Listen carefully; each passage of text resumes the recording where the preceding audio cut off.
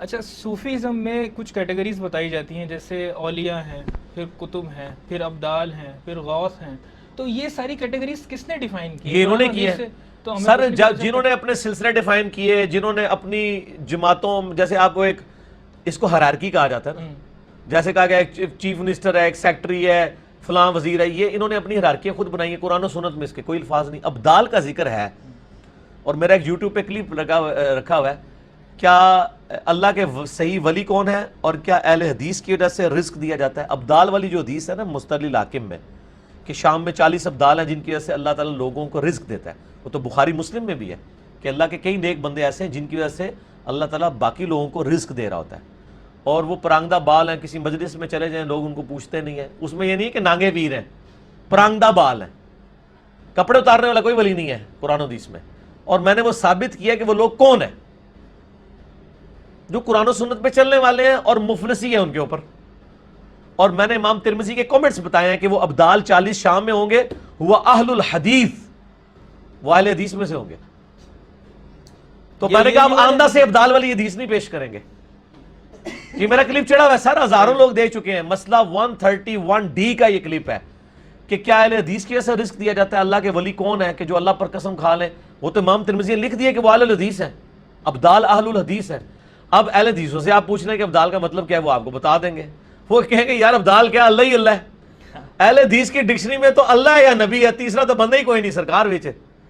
ٹھیک ہے نا جی. وہ جس لیول پہ بھی پہنچ جائیں، نہ وہ اپنی عبادت کرواتے ہیں، نہ اپنے سامنے کسی کو جھکواتے ہیں، اور نہ اپنے آپ کو ڈکلیئر کرتے ہیں کہ میں حرف آخر ہوں.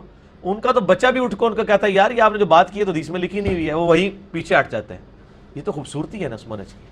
میں ڈاکٹر ذاکر نائک کے بارے میں سن رہا تھا. ڈاکٹر ذاکر نائک کہتے ہیں میں ایک ایئرپورٹ کے اوپر اترا، وہاں ایک ہندو پروفیسر عورت بھاگتی رہی. اس نے کہا ڈاکٹر صاحب آپ تو بھگوان ہیں، اور کہتے میرے قدموں میں گرنے لگی تو میں اسے پکڑ لیا. میں نے کہا بی بی کدھر مروانے لگی ہو؟ اللہ، یہاں لوگ پاؤں چوم رہے ہوتے ہیں جا کے. سر جس کو اللہ کا تعارف ہے نا وہ کبھی اپنی عبادت نہیں کروا سکتا. ٹھیک ہو گیا؟ تو آپ وہ کلپ دیکھ لیں. اچھا سر، عرس کے بارے میں ذرا تھوڑا سا ڈیٹیل میں بتا دیجیے گا کہ اس کی میننگ کیا ہے اور اس کی اصل میں حقیقت کیا ہے. سر اس کا کوئی دین سے تعلق ہی نہیں ہے. یہ اسی طریقے سے کہ آپ مجھے یہ پوچھیں کہ یہ جو فلاں پولیٹیکل جماعت کا جلسہ ہوتا ہے اس کی ذرا ڈیٹیل بتا دیں. دین سے تو اس کا کوئی تعلق نہیں ہے. یہ ان کی اپنی ٹرمنالوجی سے بنائی ہوئی. وہ کہتے ہیں جی وہ جو حدیث میں آیا نا بخاری میں کہ پہلی رات کی دلہن کی طرح سو جا، تو وہ اس کو وہ عروس کہا جاتا ہے، اس سے عرس نکالا ہے. یہ ساری باتیں بھئی نہ صحابہ کو پتہ تھیں، نہ تابعین کو، نہ تبع تابعین کو. یہ اسی طریقے سے جیسے یونس، سورہ یونس میں اللہ تعالیٰ فرماتا ہے جب لوگوں نے کہا کہ یہ ہستیاں میں اللہ کے قریب کر دی، اللہ نے فرمایا تم مجھ سے ایسی باتیں کر رہے ہو جو میرے علم میں تو زمین و آسمان میں کہیں نہیں ہے کہ میں نے کوئی ایسے بندے بنائے ہیں کہ جن کی عبادت کر کے تم میرے قریب ہو گئے. تو یہ زمین و آسمان میں کسی قرآن و حدیث میں عرس والا معاملہ تو کوئی نہیں، لوگوں کی فیبریکیشنز ہیں. اور وہ کہتے ہیں ہم ہر سال مناتے ہیں.